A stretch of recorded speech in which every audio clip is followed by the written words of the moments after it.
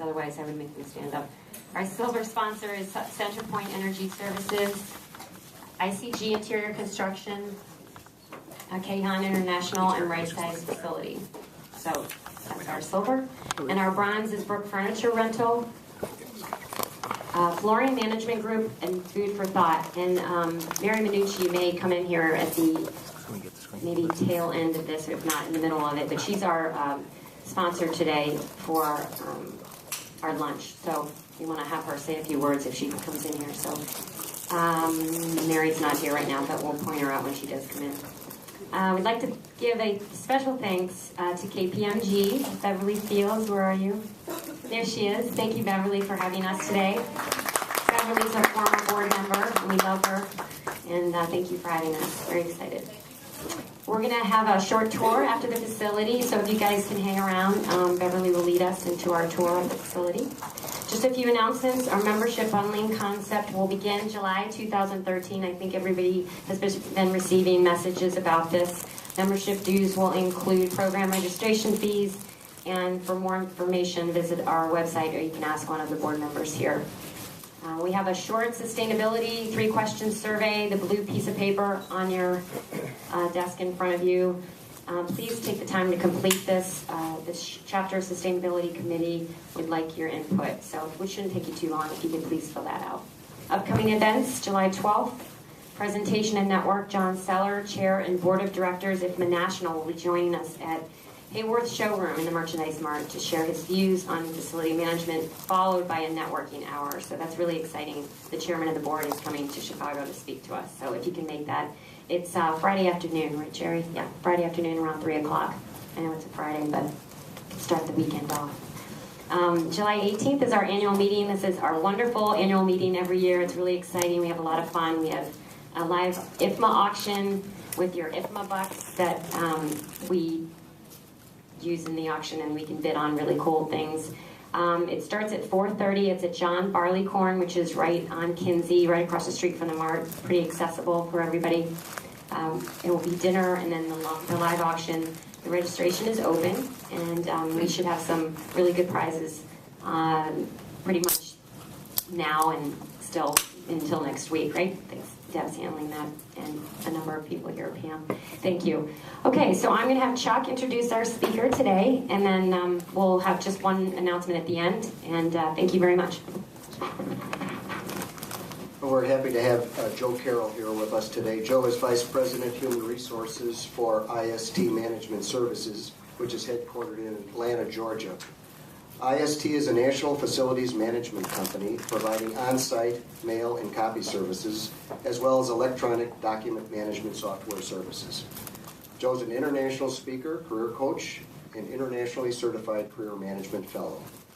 He's published numerous articles on recruiting, career and facilities management, and is author of the book, How to Get a Great Job in 90 Days or Less.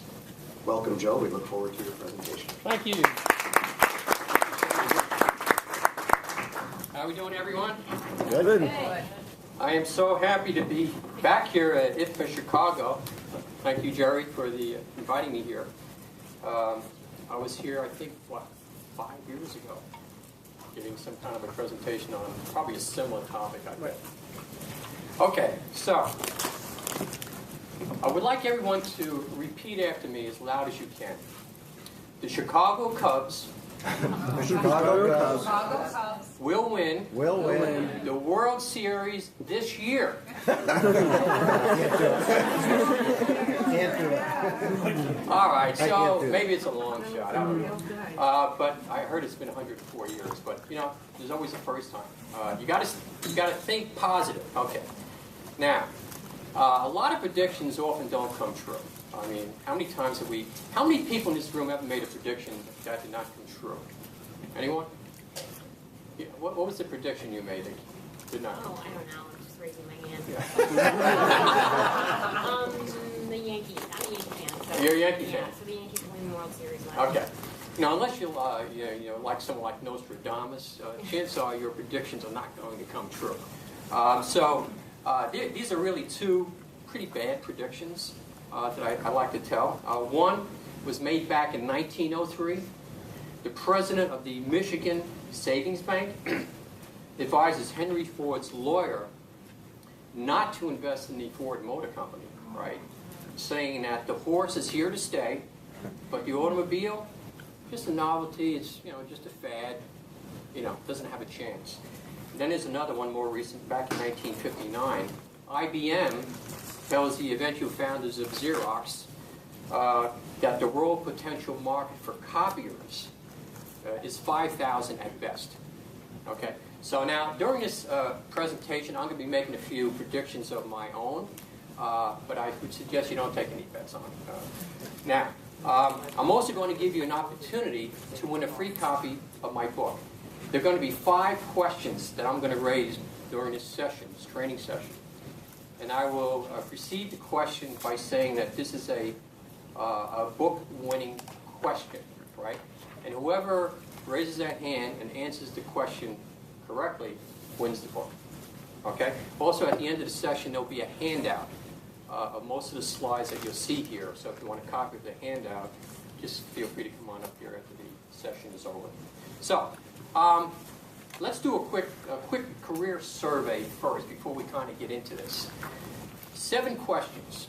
And if you will, just kind of jot down on a piece of paper or keep it in your mind whether or not the answer is a yes or a no. Okay? Ready?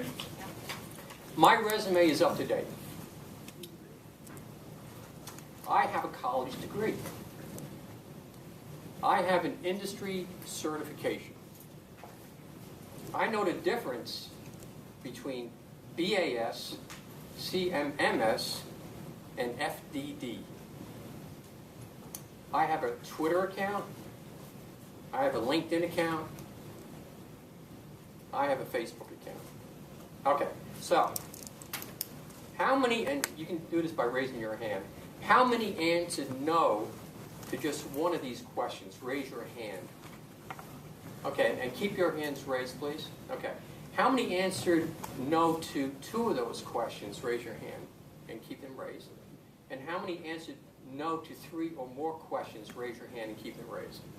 Okay, so I would say it's about, I would say almost, what, 90% of the people in this room had some no's in those questions. So, now, the comments that I'm making here, please don't be offended by any of these comments. I am brutally honest. I do a lot of career coaching and talk to a lot of people that are in transition. Brutally honest with folks. So don't take it personal. But if your resume is not current, okay, your job positioning in this job market is weak, okay? It's like trying to get a car loan with a lousy credit score.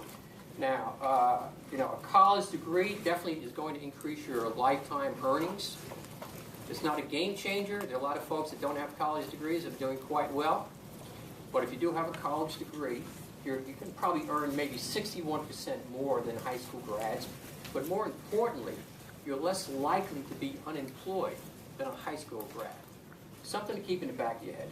A lot of folks are going back to college these days online. You know, universities like Phoenix University. FM certifications, no surprise here. Definitely a plus to have on your resume. And there are all kinds of certifications that you can get through IFMA. The FM and IT, the world of IT and FM, quickly converging. And it's no longer an option not to be really IT savvy. You really have to get into that space to do a great job effectively as an FM director or manager. Now, if you're on Twitter, you're on LinkedIn, you're on Facebook, you definitely are going to be improving your competitive edge. Now, why do I say that? Well, number one, people will be able to find you. Okay, and LinkedIn, I can practically put together an organization chart for an entire company just by going to LinkedIn. Recruiters do it all the time. The recruiter just called me up last week. In fact, she called me up 10 minutes ago. She found me on LinkedIn. It makes it easier for people in your network to find you, okay? Employee referrals is the #1 way for companies to hire people. There was a lady I was talking to earlier. We show over there in the red blouse. You were referred to the University of Chicago through your husband. There you go. Referrals, the number one way companies hire people. Now, why is that? Why do companies like referrals? Yes, sir. You're not going to put your name on the line on behalf of someone else unless you know that they're a qualified candidate. Exactly. Right on the button. Okay. All right. Okay, the other thing, if you have a presence in the internet, you're establishing a digital footprint. You're looking very competent online. More importantly, the NSA can find you quite easily. But it's important to have a really strong presence in cyberspace these days. Okay. Now, this brings us to the book-winning question number 1. Are you ready? First person that raises their hand gets a shot at giving me the right answer. If they get the wrong answer, then we go on to the next person.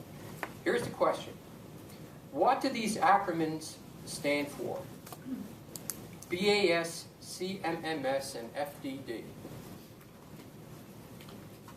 What do these acronyms stand for? BAS, CMMS, and FDD. These are all FM related. Oh, yes, sir. What are they? BAS, Building Automated System. Yeah. And CMMS, Computer Management Maintenance System. Okay. And FDD. FDD. Facility Design.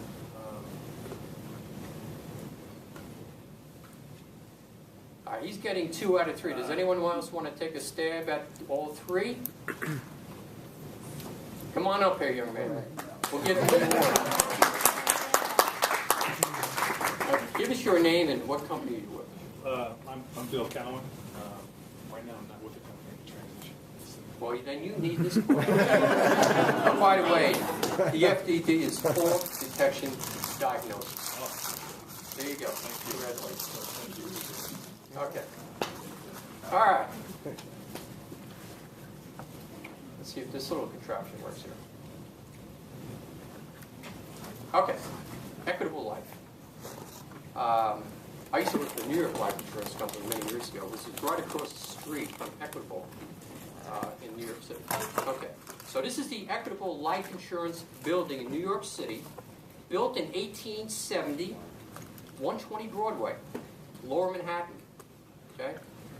Does anyone in this room know what makes this particular building unique? Okay. Let me give you the answer. It has 7 floors. It was one of the first office buildings ever to have a passenger public elevator. Okay? Now, back in 1857, buildings, generally speaking, did not have passenger elevators. So, why did high-rise buildings have low rents? There you go. No one wanted to walk upstairs. I mean, I'm gonna walk up 10 flights to get to work, or go home. No, thank you. So those 3- and 4-story buildings, yeah. If you go into Manhattan, or I'm sure there are plenty of buildings right here in Chicago that are old buildings, and they're not that high, right? That's because no one wanted to walk up the stairs. All right. The invention of the elevator ushered in the age of building skyscrapers. Okay. A guy named Eliza Otis changed the future jobs of architects, facility managers forever because he invented safety hooks. Now, he didn't invent the elevator. He invented the safety hook, which is designed to stop the elevator if the cable snapped. Okay? He just happened later to get into the elevator business. Okay? Now, the bottom line is, someone or some invention can change the outcome of your future forever, as Eliza Otis did with these safety hooks. So it's in your interest to kind of stay on top of innovation in your industry, to kind of stay ahead of the curve. Now, side note, by the 1950s, the elevators became so, all over the place that the elevator operators, and there were about 200,000 of them, their jobs were toast. You didn't need them anymore. They were gone. So, all right. Now, what famous department store created the Thanksgiving Day Parade? Macy's. Macy's? How many say Macy's? Right here. How many say Gimbels? Okay, the Gimbels folks, you got it right. That was not a book-winning question. Sorry. Okay, so a lot of people do think it was Macy's. In fact, I used to think it was Macy's. It's actually Gimbels. Okay, Gimbels was founded by a young Bavarian immigrant. The guy's name is Adam Gimbel. This goes back to 1887. By 1930, Gimbels was the largest department store chain in the entire world. It had like $8 billion in profits in today's money. It did create the Thanksgiving Day Parade, the oldest parade in the country. But after 100 years, 36 stores, Gimbels closes in 1987. The building was actually built in 1900 and closes down and demolished 1977. It's now a commercial parking lot. So the facility manager was replaced by a parking lot attendant. Now, well, think about it. The real estate location was worth more than that darn building, even though that building was probably an historic building. Looking at it from a capitalistic perspective, the owners cashed in, got rid of it, making more money parking cars. So the decision, though, whether you renovate or destroy, typically is not the FM manager's decision to make. It's the owner of the building that's going to make that decision. FM managers can have a place in making that decision. They can influence the outcome of that decision, but it's not your decision to make unless you own the building.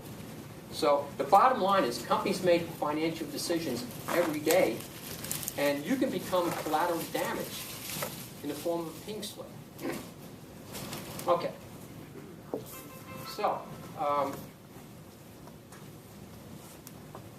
these are the training objectives we have for this session. We have 4 training objectives. Learn the top warning signs of a career at risk. Know how to best position yourself for tomorrow's opportunities. Understand how to develop and launch a career marketing plan. And identify the top skills and strategies you will need for jobs in the future. So that brings us to book-winning question number 2.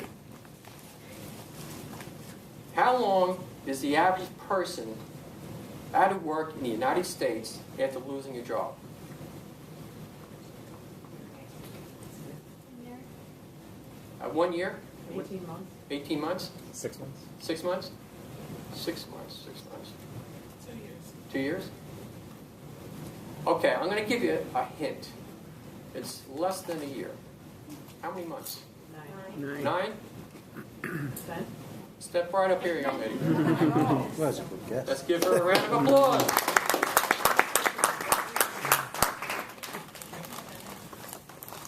What is your name and what company do you work for? Okay, congratulations. Thanks. I'm an independent furniture rep in case anybody needs it. Yeah. Don't you love free advertising? I love it. Okay. All right, employment picture. Okay. Now, repeat after me out loud. Job loss Job loss can be can be a financial disaster.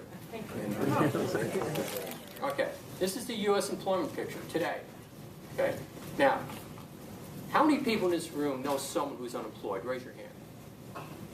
Okay. Wow. That's quite a bit. How long have they been out of work? The thing is, they're filling in time by doing consulting work, so it's been over a year. Over a year. Anyone else? How long out of work? over a year. Over a year. Okay. All right. The as we now know, the average is 10 months. But if you go back 10 years ago, it was 3 months. 3 months. So now there are approximately 2 million people, 2 million, who have been out of work over 2 years. Okay. And it is a vicious cycle. It's vicious because the longer you're out of work, the longer it takes to get back into work. your skills suddenly start to become a little stale. Companies are reluctant to hire you. They think that, gee, there must be something wrong with this person. He's been out of work 2 years, you know? So if you were downsized, let's say your salary is $100,000 and you're out of work, say, 8 months, you know, you just lost about, what, $83-some-odd thousand. Yeah, that's a lot of money. So job loss can be a financial disaster. And, you know, you can lose your house, your 401k. You know, we read stories about this all the time. Over 22 million people are out of work. So we have like 3.8 million job openings this past April. 3.8 million. And you got to ask yourself, you got 3.8 million openings. Why? How come people aren't filling those openings? You know, many openings don't get filled because the skill sets are not there, and companies are taking longer to make hiring decisions because of the uncertainty in the market. So now there are two important stats that the Bureau of Labor puts out.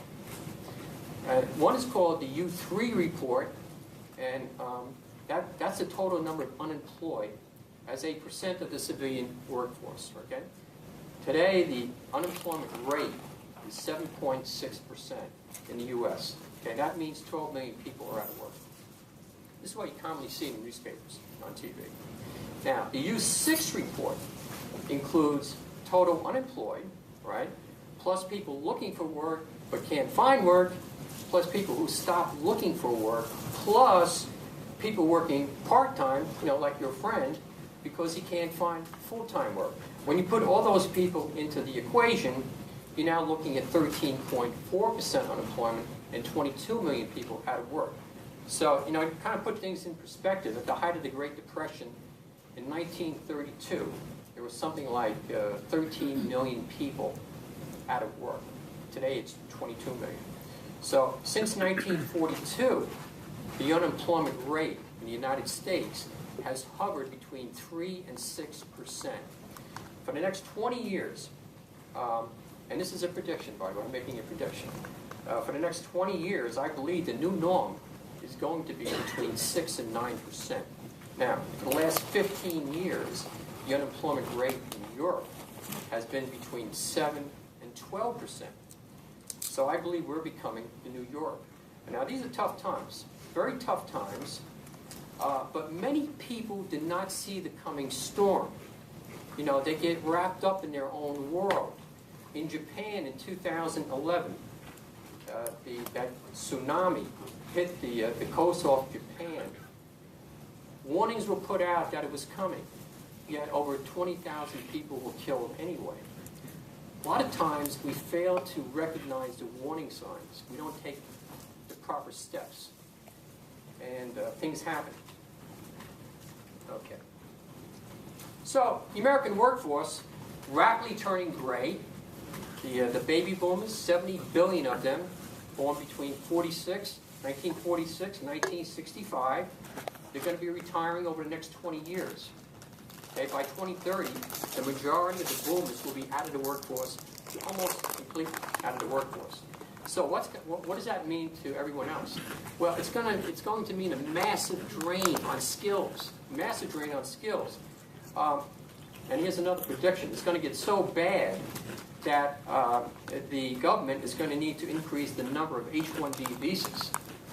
Last year, actually, the one that they had this year, they had a 65,000 cap, and that cap was filled by April. Okay, so a massive skill drain. The prime age work group, 24 to 54, will decrease from 67% to 63% by 2020.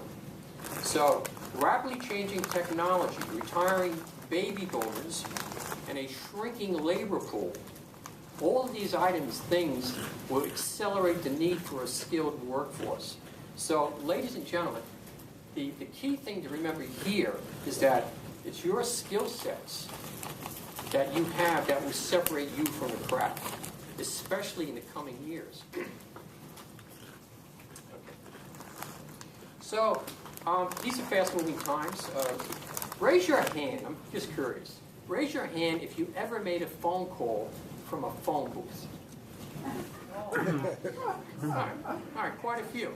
I have visions of Clark Kent changing out of his suit into his uniform. What was his name? George Reeves, I think his name was. George Reeves, the original TV Superman, jumping into this phone booth, but you know what? In 1998, there were like more than 2 million phone booths in the United States. Today, it's like 243,000. So you know what? You're lucky to even find a phone booth, let alone make a phone call from a phone booth. So, but who needs a phone booth when you have cell phones? I mean, who needs a computer when you have iPads? Who needs a mailbox when you can send an instant text message? I just got an instant text message from my son about 15 minutes ago asking me for more money. It happens that quick. Yeah. And I promptly responded back in a nanosecond. All right, but the point is technology is creeping into every aspect of our lives. It's very different than it was 30 years ago. And so you have a choice. You can either run from it or you can, grab hold of it and run with it. Otherwise, you may feel like a fish out of water. So, is your job secure? Is it really secure? Well, I got to tell you, the answer is a resounding no. Your job is not secure. The chance of you staying with your current employer, let's say for the next 10, 20, or 30 years, is highly unlikely. Unless you either own a company or maybe if you're in your 50s and 60s. Okay? The Bureau of Labor tells us that the people in their 20s change jobs every 18 months. Every 18 months. Career Journal reports 75% of all workers are looking for new jobs as we speak. 75%. So the real question is, are your job skills marketable? And can you position yourself for that next opportunity? It's not a question of will you lose your job. It's not a question of will you leave your job. The question is when. When. Okay. So the average job lasts about 4 years in the U.S. The trend is a little higher in facility managers. Okay. A little higher. I think there was a survey done by IFMA. I think it was like 10 or 12 years, something like that. But most people will have 10 or more jobs over the course of their lifetime, and many will have multiple careers. Okay, I didn't start out as an HR person. I started out in sales. Yeah, then I went into training. I was even, my first job after high school, I worked for a factory, and I was a timekeeper. You know what? I hated that job. I had this clipboard, and I would walk around. It's like sewing machines, thousands and thousands of sewing machines. And I would have to, my job was to kind of peer over your shoulder, right? And see how long it took you to sew a garment. I lasted that 2 days. Everyone hated me. So I quit. But that does drive home the point that you need to be happy doing what you're doing, right? All right. Which brings us to the book-winning question number 3. Ready? Name me the top 1 or 2 most declining industries in the United States. Top 1 or 2. Declining. Jerry, Manufacturing. step right up here. Let's give him a round of applause. Jerry, everyone knows you, but give us your name and the company you work for. Jerry DeCola. I'm with Bring Software. Congratulations. Thank you. Now, to be more specific, in the manufacturing sector, there are different divisions that are worse than others. In this particular example, the apparel knitting mills industry, they're shrinking at a rate of 8.7%. Okay? And the second shrinking industry is the postal service. They're going down 3.2%. Okay. All right. So these are some of the top declining industries in the United States. Once upon a time in America, right, agriculture, manufacturing were the leading producers of jobs in this country during the early 1900s. Most of us worked on farms. We either owned farms or we worked on farms. Today, less than 2% of the population in the U.S. works on a farm. So U.S. manufacturing took a major hit when companies started to shift their work to foreign countries, China, Indonesia, Vietnam, Mexico. Okay? So the Apple iPhone, for example, may have been invented in the United States, right? But it's actually manufactured in China and then brought back over here. And it's interesting to note that because of the expensive oil and transportation, some of that is coming back to the United States because it's not as attractive as it used to be. Okay? But cheap labor is the main reason for the manufacturers going overseas to have it done, cheap labor. So, but it's not the only reason. Changing technology is the other variable here. For example, digital media is making DVDs and newspapers obsolete. We used to do business with Sears. We'd have our employee photographs taken at a Sears studio because they had these over 800 stores all over the country. They're all shut down. So we don't use them anymore. Approximately 15 million people in the retail sector. That industry is going to shrink by 16% by 2020, primarily due to online sales. So the message here is that if you're in a dying industry, it may be time to start looking for other industries. Okay. Now, repeat after me. My skills have a shelf life. A shelf life. Yes, they do. Skills definitely have a shelf life. Who can guess how often we buy a new car in this country? It's not a book-winning question. 7 years. 5? 7? Okay. It used to be every 3 or 4 years. Now it's every 8 to 10 years. I own a Volvo. I've had it now for 13 years. Okay. Cars last longer, money's tighter. We kind of fix it up rather than trade and get a new one. Okay. But eventually, that car is going to be replaced. You're going to replace everything has a shelf life. Okay. A glass of milk left on the table will develop bacteria within 4 hours. If you're a man, you can expect to live to about 76. You can tack on another 5 years, you're a female. And if you're lucky enough to live over in Japan, you can count on living to about 83. Okay? So, part of the problem is that with the skills, a lot of us go on autopilot. You may have a great job, you love your company, great co-workers, you're having a great time, and you go on autopilot, and you don't tend to do the things that you might tend to do if you're actually looking for a new job. So, according to a recent Manpower survey, over 1/3 of employers cannot fill positions because the candidates don't have the right skill sets.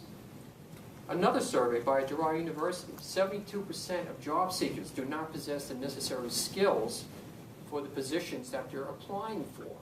So, it's really important to stay on top of your skills. Now, these are the careers at risk warning signs. Sometimes people refuse to see the writing on the wall. They kind of ignore it. So, for example, remaining with the same employer for many years can actually be harmful. Now, there's nothing wrong with staying with a company for a long time. But if you're not improving your skills, if you're not broadening your skills, if you are not expanding your skills, your company may love you, your boss may adore you, but if you start looking for another job and your skill sets are not in place, it might be a tough time finding a new job. Okay, so you need to stay on top of it, and you know what? You can't depend on the company to train you. Now, this company may be different because this entire floor is devoted to training. This is a beautiful training facility, but not every company is like that.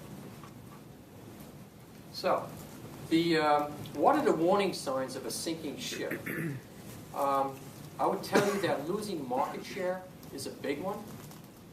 Please raise your hand if you've heard of any of these companies. Crazy Eddie's, Woolworths, Bethlehem Steel, Circuit City, Enron, Board of Books. What do they all have in common? Chapter 11. Chapter 11. Yeah, Gone with the Wind. You know, so the message here is that you not only have to worry about your skills, you also have to worry about the financial future of your own organization. You know, you have to think about the financial health. And a very good example is Hollywood Video. Now, this company, this was a gem of a company way back when. Started up back in 1988. They had like 19,000 employees throughout the U.S. A lot of employees. They had 760 stores. They were Blockbuster's #1 competitor. 1993, they went public. 2008, they had $2 billion in revenue. I mean, wow, doesn't get any better than that. 2010, they filed for bankruptcy. So if you were a savvy employee working for Hollywood Video back in 2008, perhaps you read a survey done by the Entertainment Merchants Association that told you that there were 21,000 video stores in 2006, but by 2008, it dropped to less than 15,000. And would that be your wake-up call? Perhaps. So you got to stay abreast of what's going on. So career positioning. Repeat after me. I need to manage my career. Okay. So managing your career means career positioning. So how many of you know what job you want in 10 years from now? Raise your hand. Okay. So the message here is this. If you don't know where you're going, how are you going to get there? All right. Career positioning is planning ahead. You're not going to get to that job in 10 years by osmosis. It's going to take a lot of, if you choose to do it. Yes? 10 years is too long a time frame. Well, maybe not. I know some folks that actually plan it out 20 years. It's going to depend upon what you do, what you want to do, and what do you have to do to get there from point A to point B. If you want to be a doctor, it might take you 15 years to get to that point in time. But 10 years is a long time. But it's not throwing the dice. You're at least thinking about it. 10 years sounds too long, then go out 5 years. What do you have to do now, between now and 5 years, to prepare for that job that you really, really want? It's going to take preparation. Career positioning is kind of a form of job insurance. It's when you consciously decide to take control of your career rather than throwing the dice. It's not a crack game. You just can't sit back and let the chips fall where they may. So, basically, you got to become your own guidance counselor. We have guidance counselors in college, and then that's it. You graduate college, and you're now in corporate America, and you don't have a guidance counselor anymore. Although some companies have mentors, which is a great thing. But you kind of have to become your own guidance counselor and manage your career very effectively, which brings us to the book-winning question number 4. What is the highest growth industry in the United States? Yes, ma'am. IT. No, ma'am. Who said healthcare first? Huh? You. Healthcare over here? Was it you? Come on up here. Let's give her a round of applause.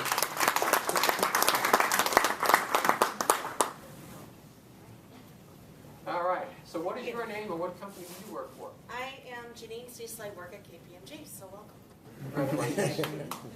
All right. Yes, healthcare. And why is healthcare growing? It may be obvious, but the boomers. Yes, boomers. We're getting older. Not enough nurses to go around.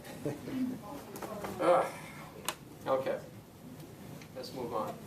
How are we doing on time, folks? Okay. Almost finished. All right. What's the difference between a koala bear, and this is not a book-winning question, but what's the difference between a koala bear and a raccoon? Koala can only eat eucalyptus. Raccoons will eat anything. Excellent, that's right. They can only eat those darn leaves.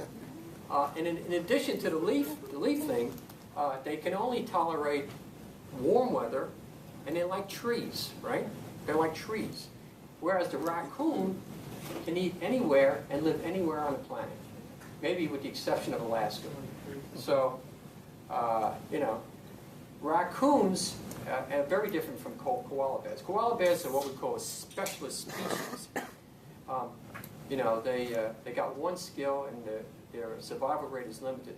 The raccoons are a multi-specialist species. So they are mean. How many raccoons do we have in the room here? Okay. All right, not too many. All right.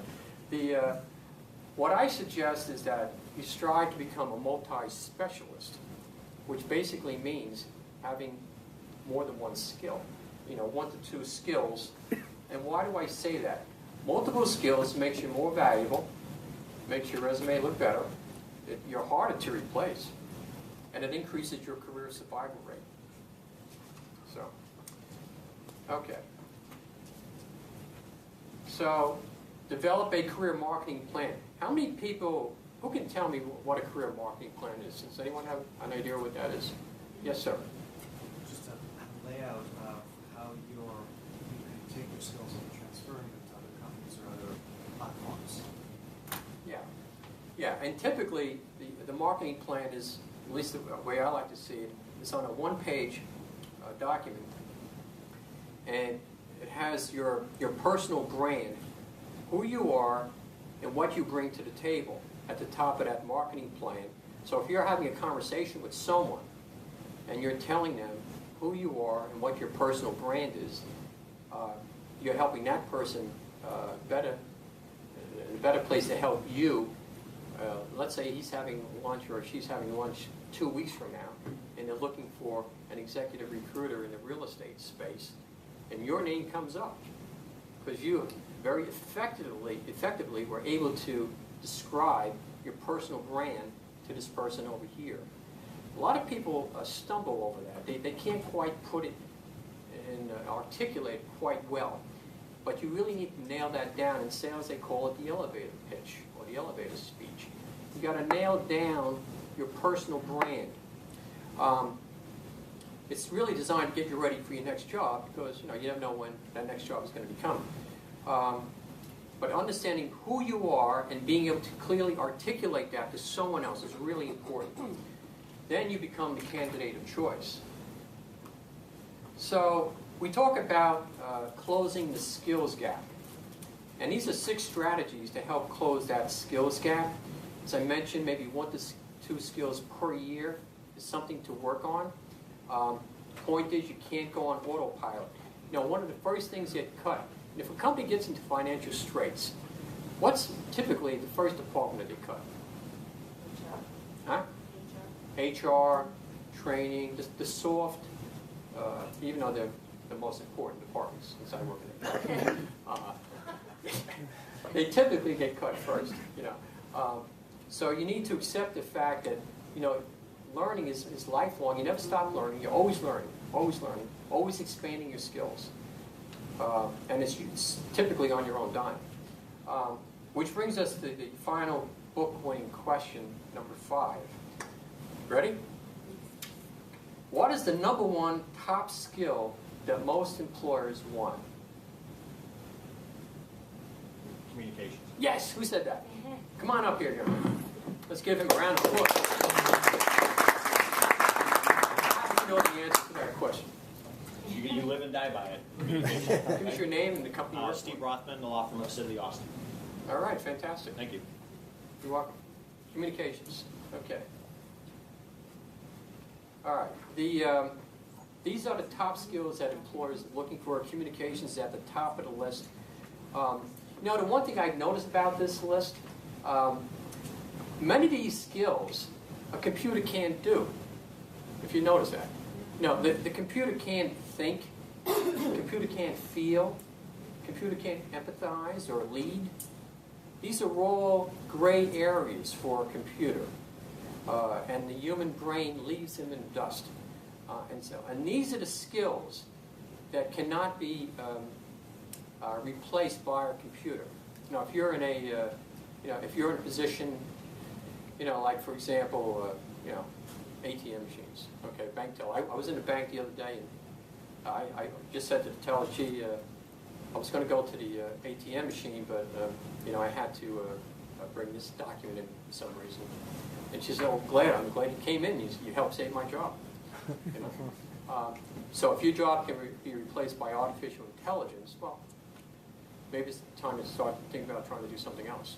But it's definitely, these skills are definitely areas that the computer cannot do. Okay. So these are the top 6 job search tactics. Now, why should we avoid the cattle drive? Like, what is the cattle drive? When I say cattle drive, does anyone want to guess what that means? Monster.com posting.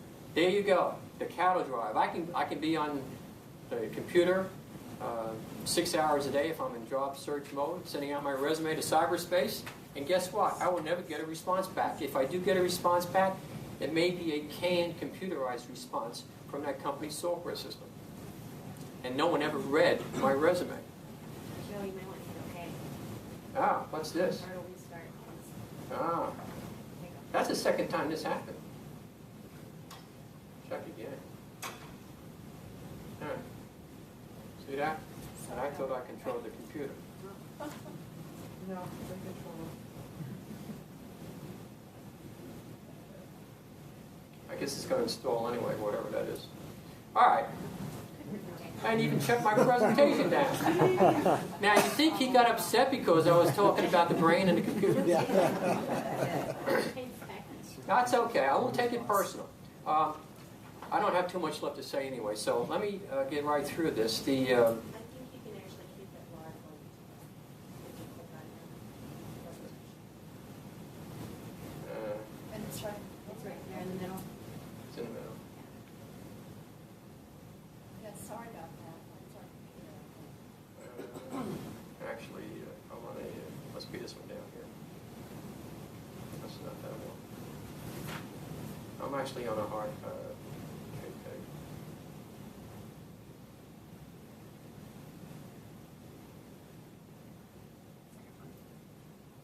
You were in there. Yeah.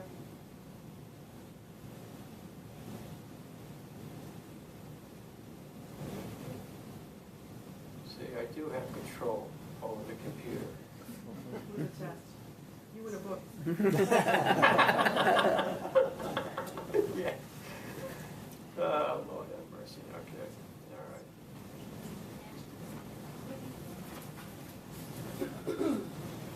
All right. Okay. So, here we go. All right. So these are the top job search tactics. The cattle drive, as you just pointed out, going out to cyberspace is not the way to do it. When you respond to a job posting, you're in effect competing with literally hundreds, it could be thousands of other people. The odds of you getting that job are like slim to none. You need to find the job before it hits Monster Board, before it hits Career Builder. And why is it so important to identify your next boss? Anyone? That's what you're going to be learning. Huh? Well, I think it might have something to do with North Green. Obviously, if you know who your next boss is, then hopefully you're going to know about a job before it gets advertised. Yeah, that's true. But what can that boss do for you? That next boss? They can help you. Hire you. He can hire you. Yes, he can absolutely hire you. Now, I'm a VP of HR in my company. I cannot hire. I can find people. I'm pretty good at that. But I can't hire anyone unless the person's reporting to me. So why put a stumbling block? Just go out and find the decision maker, develop a relationship, get to know that person. That person likes you, appreciates your skills, and then you're Johnny on the spot when an opening develops. Okay, so the best way to master the interview, and because these are all topics that you can probably spend an hour and a half on, but just very fine points on the interview itself, you kind of have to go in like a consultant. Are there any consultants in the room here? Here you go. Okay, so you're a consultant. Now, when you go in front of a potential client, you don't expect to close the deal after the first meeting, do you? No.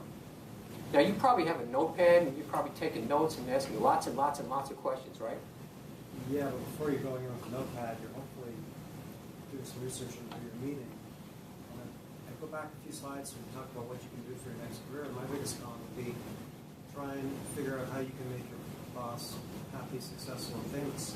Because you can go into an interview, clearly articulate how you're going to make his life so wonderful, his or her life so wonderful. Yeah. You're totally taking yourself away from the rest of the people. Yeah. In many respects, you kind of have to go in like a salesperson or a consultant.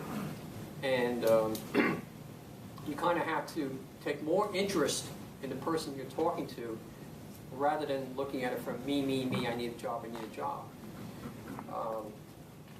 The person likes you, and if you can prove that you have the skills, then you have a good shot. The other thing is to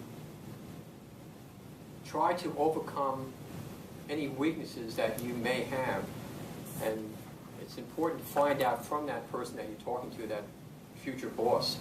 For example, one question might be,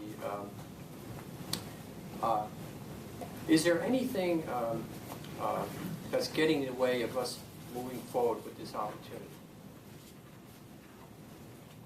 Or when you stack me up against the other candidates, is there anything you see lacking in my background and experience? The whole thing is you got to find out what the problem is they have with you. They will not volunteer that information. You got to ask them.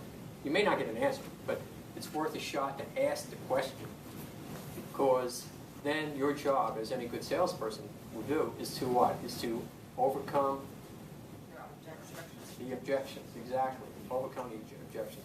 So job search, in many respects, is like selling. You're just selling yourself instead of some product or service. So finally, we get to the last slide here. Gee, this came a while. Restart later. Restart later. All right. Huh. You must restart your computer within 12 hours? I can do that. It's not my computer, so I'm not going to worry about it. Okay. All right, so the top strategies for future jobs. Facilities management. How many people here are in the facilities management industry? I guess all of you are, right? Most of you? Yeah. Okay. Facilities management, facility support services ranks 45 on the Bureau of Labor's fastest growing industries list. And I realize that industry includes a lot of different service offerings within the facilities management group. But the industry, by and large, is going to grow by 33% between now and 2020. So you are, in fact, in a very good industry. Now, we have over 400 commercial buildings in the United States. 92% are non-government owned. 83% of the owners occupy buildings. A lot of these owners need facility managers, right? So if the building owner hired me to recruit someone like you, what do you think I would be looking for? Now that's just a general question. You don't necessarily have to give me an answer. But what would I be looking for? So this next exercise is going to put you in a better position to answer that question if and when that day does come and you're in front of a potential new boss. So everyone, please stand up. Raise your right hand. This is the Joe Carroll oath. Raise your right hand, and I want you to repeat after me. Okay? I promise. I promise. Got to say it that you mean it. I promise. I promise. In good times and in bad. In good times and in bad. In sickness and in health. In sickness and in health. To manage my career. To manage my career. Develop my brand. Develop my brand. Increase my skills. Increase my skills. Improve my certifications. Improve my certifications. And position myself for future growth. So help me God. Thank you for listening. Good luck to you. Any questions about anything? Yes, sir. One question we get frequently is, especially from FMs, are there recruiting agencies that work with FMs? So far, we've not been successful finding someone who can help us with that. Okay, so you're looking for a recruiting company to... Executive recruitment. Their niche is the FM space. Right. You know what? It's interesting that you should mention that. There are not a lot. Because I've looked into that. There are not a lot of companies out there. Now, you're in the real estate space, which is... The comment I would make is, I'm a recruiter, so I'm working for a client, meaning an employer of FM. The reason I'm a member of FM is because I was doing a search last year. We were looking for a corporate real estate person that clearly had to have facility management expertise, blah, blah, blah. What you have to do if you want to find someone to work with candidates is you have to go through the brain damage of Googling real estate recruiting firms, and then taking that list and then searching for locations or the areas you want to get covered, and then further then reaching out to them and saying, do you work with candidates, you take on candidates, you strictly work with clients. So it's sort of, I couldn't think of a single firm that I compete with that would say, oh, you're a candidate, how wonderful, I'll work with you. We want to know about you, but we're working for a client, we're getting paid by our clients. But I always want to know because I want my database of knowledge of potential candidates expanded. So I'll never object to someone reaching out to me. I just can't get them a job unless I'm working on the search. Now, are you talking from the employer's point of view or the job hunter? The job hunter, because we have people come to us and say, what can you do to help? And that's one area we've not been successful. There are books out there. You can get there. It's like one is the Encyclopedia of Recruiters, which you can probably I would think Google. Google. Again, we're all hounds for publicity. So most recruiting firms will make sure they've got a web presence of some sort. And the key is, don't just put facility management, put in corporate real estate or real estate also, because that will get, because I'm not sure on my website I mentioned facility management at all, but I mentioned corporate real estate all over the place. So. Okay. Now, I believe that's published by Kennedy Publications. You can, in fact, they may even be available in the library. And what you'll find is that it has literally thousands of recruiters.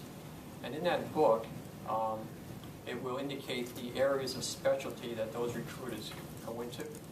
Some may be health, some may be real estate, and some may be facilities management. There's at least 8 to 10 in Chicagoland I can think of that have real estate practices or focus exclusively on real estate. So they're out there, but again, I think of just working for clients.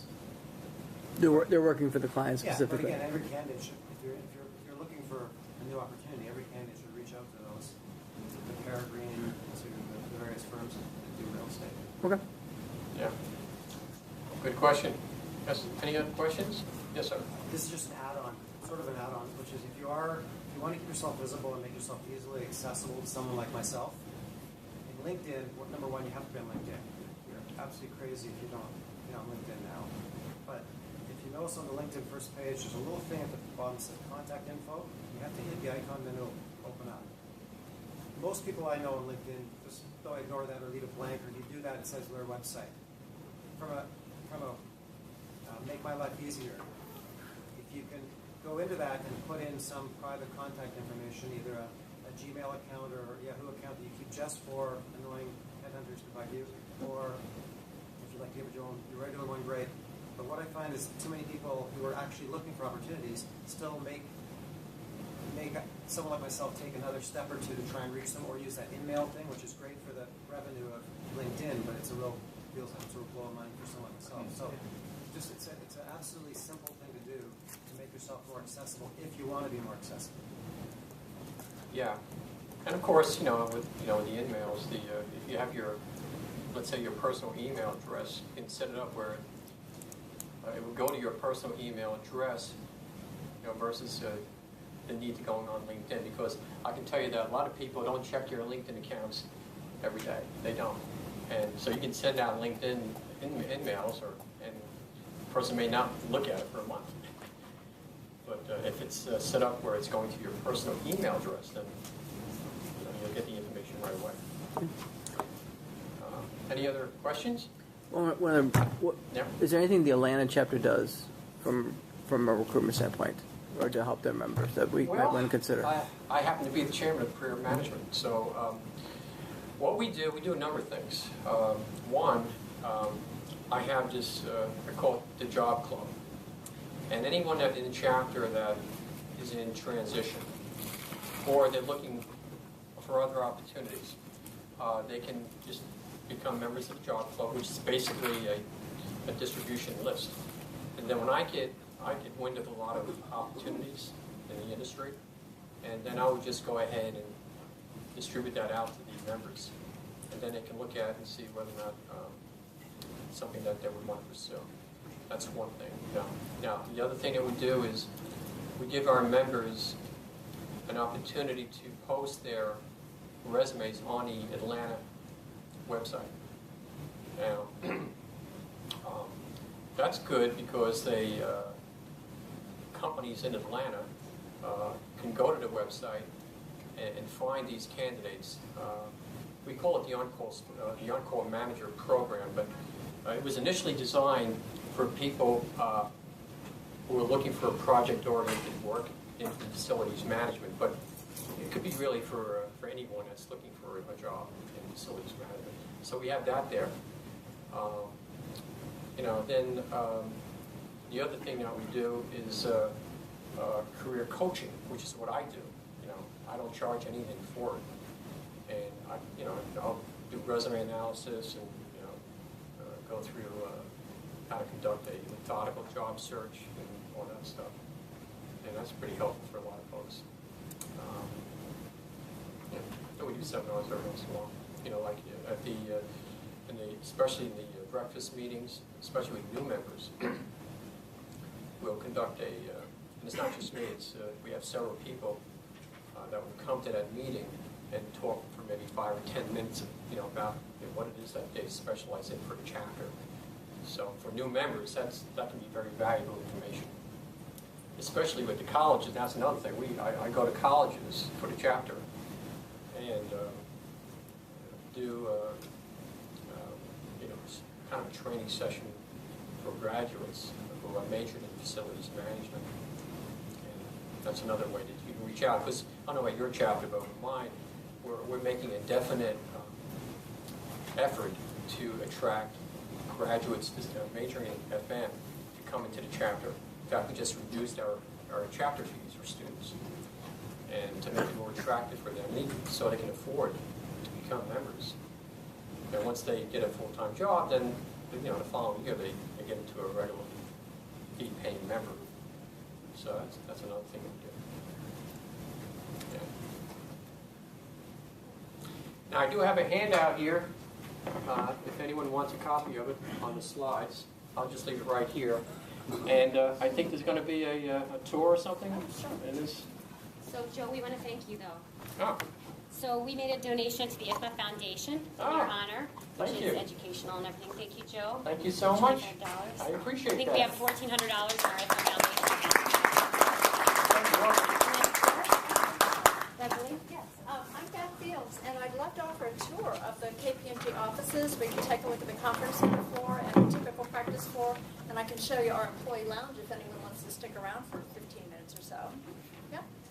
Okay, very good, thank you. I'll be right here, and I'll grab my stuff, and we can walk through. Oh, and fill these out, everybody, please. Your little survey. Thank you. Yes, sir. Okay.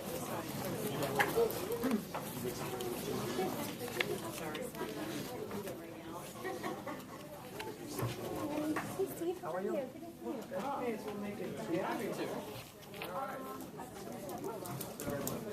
Tracy? How'd you know?